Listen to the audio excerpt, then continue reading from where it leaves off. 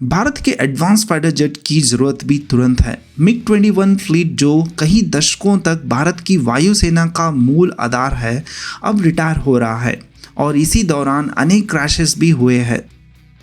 दूसरी तरफ भारत की इंडिजीनियस एमका प्रोग्राम अभी डेवलपमेंट में है, लेकिन इंजन और एडवांस टेक्नोलॉजी के वजह से देरी हो रही है।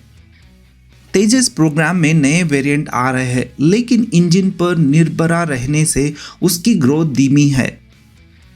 ऐसे में सुखोई 57 भारत के लिए एक तेजी से कटिंग एज फाइटर प्राप्त करने का रास्ता बन सकता है, और जब तक डोमेस्टिक प्रोग्राम मैच्योर नहीं होते।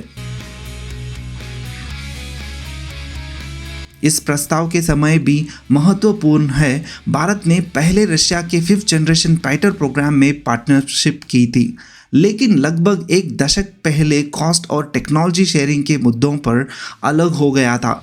आज बदलते ग्लोबल डायनामिक्स और पार्टनरशिप के दोबारा शुरू करने से दरवाज़ा खोल रहे हैं। साथ ही भारत अमेरिका के संबंध भी हाल ही में थोड़े कठिन हो रहे हैं। वाशिंगटन द्वारा लगाए गए टैरिफ और रशियन तेल खरीदने पर गई आलोचना ने दोनों देशों के बीच तनाव बढ़ाया है। अमेरिका के F-35 भी एक मजबूत कंटेंडर है। इसके 1000 से ज़्यादा aircraft US air force, navy, marine corps और कई सहयोगी देशों जैसे यूके, जापान, इसराइल, इटली और साउथ कोरिया में सर्विस में है। लेकिन F-35 की ऊंची खरीद और ऑपरेटिंग कॉस्ट भारत के लिए सुखोई 57 के मुकाबले कम कॉस्ट इफेक्टिव बनती है।